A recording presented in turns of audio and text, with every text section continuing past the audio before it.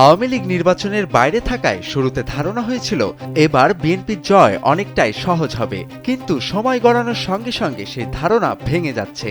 নির্বাচনের দিন যত ঘনিয়ে আসছে, বিএনপির সামনে ততই নানামুখী চ্যালেঞ্জ স্পষ্ট হচ্ছে।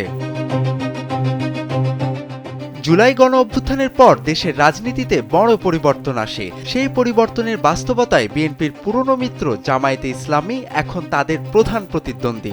দুই দলের সম্পর্ক প্রতিযোগিতায় রূপ নিয়েছে, বাড়ছে উত্তেজনা ও প্রকাশ্য বাকযুদ্ধ।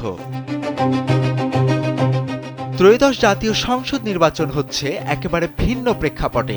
বিএনপির চিরপ্রতিদ্বন্দ্বী আওয়ামী লীগের রাজনৈতিক কার্যক্রম নিষিদ্ধ থাকায় তারা মাঠে নেই। এতে রাজনীতিতে এক ধরনের শূন্যতা তৈরি হয়েছে। স্যান্ডেলিনা সো, রূপচর্চায় আভিজাত্য, যা পূরণে সক্রিয় হয়েছে জামায়াত ও তাদের নেতৃত্বাধীন জোট। আর ভোটের মাঠে সর্বশক্তি নিয়ে নেমেছে এই জামায়াত জোট। অন্যদিকে বিএনপির ভারপ্রাপ্ত চেয়ারম্যান তারেক রহমান 17 বছর নির্বাসিত জীবনযাপনের পর দেশে ফিরে সরাসরি প্রচারণায় নেতৃত্ব দিচ্ছেন। এতে দল উজ্জীবিত হলেও নতুন বাস্তবতায় বিএনপির দুর্বলতাও সামনে আসছে।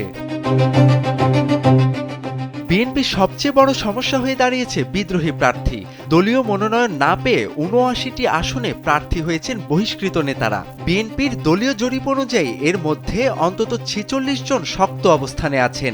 অনেক আসনে তারাই এখন দলীয় প্রার্থীর প্রধান প্রতিদ্বন্দ্বী। এদিকে চাঁদাবাজি ও দখলের অভিযোগে বিএনপির জন্য বড় চাপ তৈরি করছে। রাজনৈতিক পট পরিবর্তনের পর গ্রাম থেকে শহর পর্যন্ত হাটবাজার, বাস টার্মিনাল ও নৌঘাটে এসব অভিযোগ ছড়িয়েছে। দলটি হাজার হাজার নেতাকর্মীকে বহিষ্কার করলেও অভিযোগ পুরোপুরি থামেনি। আবার তরুণ ভোটারদের সঙ্গে যোগাযোগে বিএনপি পিছিয়ে আছে বলেই মনে করছেন বিশ্লেষকেরা।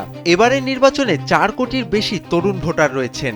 এদের বড় অংশ আগে ভোট দিতে পারেননি, কিন্তু গতানুগতিক প্রচারণায় তরুণদের আকৃষ্ট করা যাচ্ছে না বলে মত রাজনৈতিক বিশ্লেষকদের। নারী ভোটারদের ক্ষেত্রেও বিএনপি কিছুটা দেরিতে মাঠে নেমেছে। জামায়াত দীর্ঘদিন ধরে তালিমের মাধ্যমে নারীদের ঘরে ঘরে পৌঁছেছে। বিএনপি পরে উঠান বৈঠক শুরু করলেও সময়ের ঘাটতি নিয়ে দুশ্চিন্তায় আছেন দলটির অনেক নেতা। সামাজিক যোগাযোগ মাধ্যমেও বিএনপি জামায়াতের চেয়ে পিছিয়ে। ফেসবুক সহ অনলাইন প্ল্যাটফর্মে জামায়াতের প্রচারণা বেশি সংগঠিত ও পরিকল্পিত বলে মনে করছেন বিশ্লেষকেরা। এর সঙ্গে যুক্ত হয়েছে ধর্মের ব্যবহার নিয়ে বাড়তি বিতর্ক। অন্যদিকে জামায়াতের সামনেও চ্যালেঞ্জ কম নয়। সংগঠিত শক্তি থাকলেও তাদের স্বতঃস্ফূর্ত জনসমর্থনের ঘাটতি রয়েছে। আবার দেশের সব এলাকায় তাদের সাংগঠনিক ভিত্তি সমানভাবে শক্ত নয়। ১৯৭১ সালের মুক্তিযুদ্ধে জামায়াতের ভূমিকা এখনো বড় প্রশ্ন হয়ে আছে। স্বাধীনতার ৫৪ বছর পরও দলটির আনুষ্ঠানিকভাবে ভুল স্বীকার বা ক্ষমা না চাওয়ায় এক বড় অংশের ভোটারের মধ্যে নেতিবাচক মনোভাব রয়েই গেছে। নারীর অধিকার, রাষ্ট্র পরিচালনার অভিজ্ঞতা এবং ভূ রাজনীতিতে অবস্থান, এই সব বিষয়ে জামায়াতকে নিয়ে সন্দেহ আছে। ক্ষমতায় গেলে প্রতিশ্রুতি ও বাস্তবতার মিল থাকবে কিনা সেই প্রশ্ন উঠছে ভোটের মাঠে। সব মিলিয়ে বিএনপি ও জামাত দুই দলই শক্তি ও দুর্বলতা নিয়ে কঠিন লড়াইয়ে নেমেছে। শেষ পর্যন্ত কোন বাস্তবতাকে ভোটাররা গুরুত্ব দেন সেটাই নির্ধারণ করবে নির্বাচনের ফলাফল। তোফায়েল আহমেদ, কালবেলা।